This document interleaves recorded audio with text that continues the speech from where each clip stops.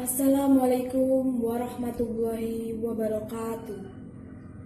Para dewan juri yang saya hormati, para peserta lomba yang saya banggakan, serta para penonton yang saya cintai. Perkenalkan, nama saya Firgi Syarofina Asidik.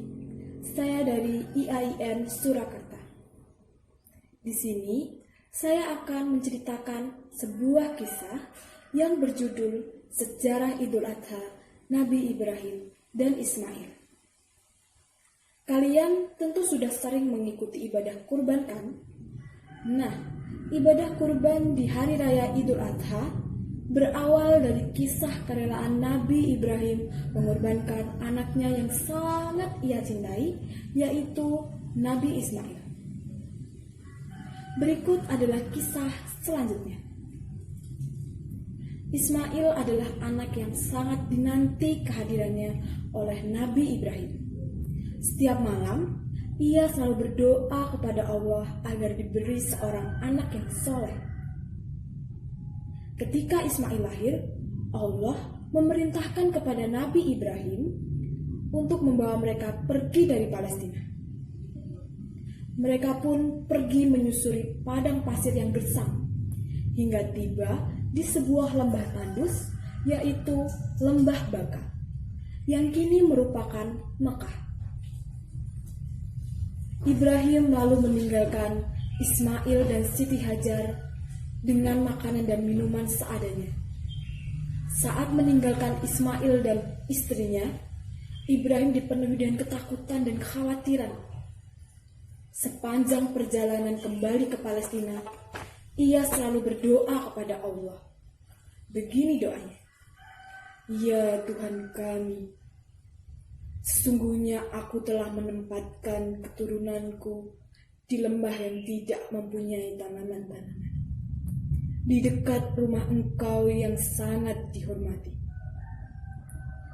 Ya Tuhan kami, agar mereka mendirikan sholat, maka jadikanlah hati sebagian manusia cenderung kepada mereka, dan beri rezekilah mereka dari buah-buahan.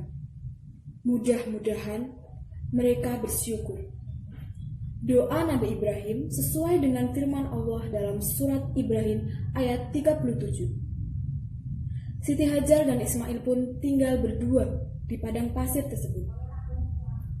Setelah berhari-hari, Siti Hajar pun kehabisan makanan dan air susunya mengering. Ismail pun menangis kehausan. Siti Hajar yang panik pun berlari ke sana dan ke sini antara Bukit Syafa dan Bukit Marwah untuk mencari air demi putranya.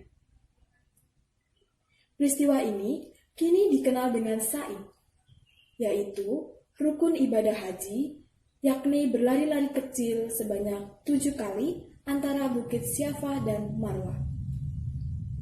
Siti Hajar yang kelelahan pun kembali menuju Ismail. Ismail lalu menghentakkan kakinya, dan muncullah air jernih.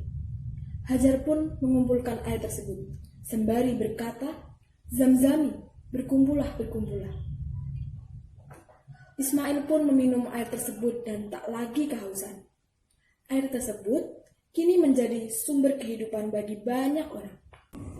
Ismail tumbuh dan besar di Mekah dengan didikan Siti Hajar dan juga ayahnya yang kerap datang dari Palestina. Hingga suatu hari, Ibrahim bermimpi diperintahkan untuk menyembelih anak yang ia sayangi. "Wahai anakku, sesungguhnya aku bermimpi bahwa aku menyembelihmu. Maka pikirkanlah bagaimana pendapatmu," ucap Ibrahim kepada Ismail sesuai surat As-Safaat ayat 102. Dengan berserah diri kepada Allah tanpa ragu, Ismail mengemukakan jawabannya. "Wahai ayahku, lakukanlah apa yang diperintahkan Allah kepadamu. Insya Allah, engkau akan mendapatiku termasuk orang yang sabar," balas Ismail. Ibrahim dan Ismail pun melaksanakan perintah Allah tersebut. Sebelum penyembelihan, Ismail menyampaikan sebuah permintaan kepada ayahnya. Yang pertama, Ismail meminta untuk diikat dengan tali agar tidak meronta. Yang kedua, meminta agar pisau diasah dengan tajam agar tidak kesakitan. Kedua permintaan tersebut bertujuan agar Ibrahim tak bersedih hati saat menyembelihnya.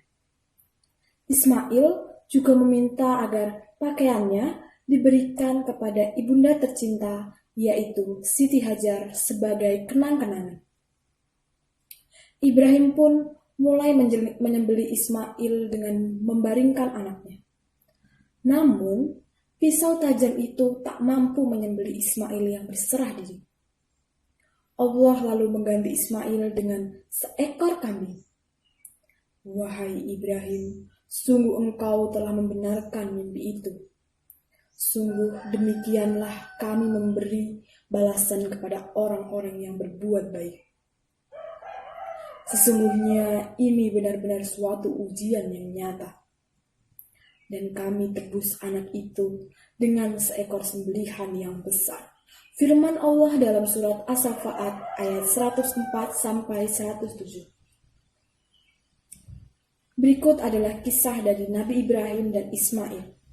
Pesan dari cerita tersebut adalah Nabi Ibrahim sebagai seorang ayah, ia sangat patuh kepada perintah dan ajaran Allah Subhanahu wa Ta'ala, meski harus mengorbankan anak yang sangat ia sayangi.